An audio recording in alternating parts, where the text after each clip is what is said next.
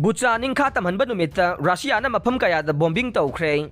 Russian forces na khudum chalingai da tamthiba mihatpa ki thava kaya chathagiba Ukraine ge Bucha lamdam ningkha tamhanba ge kumon palan tawringai da Russian forces na long range khulai sing sisinaduna Ukraine gi mafam kaya da bombing tawkhre hai re.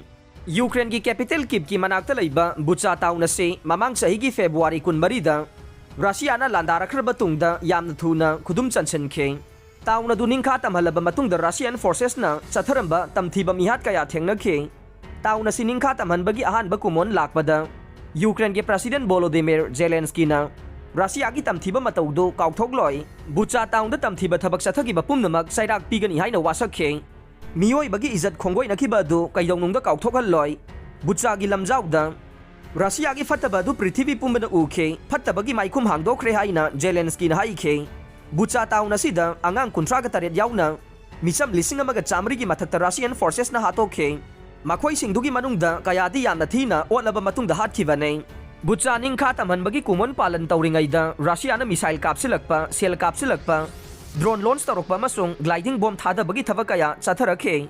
Attack adu da misam ani sikhre masung taraga marina sokhre. Nongpok Donetsk lamdam ge Kramatorsk da Russia gi missile ani tasilakpada residential building nipan kai khi hai re Kharkiv ta Russia gi missile mapan tasilaktuna residential building kaya lambe gas station amasung jail ama kai khe Kharkiv ta bomb yawba drone ani su launch tawrakhi hai re.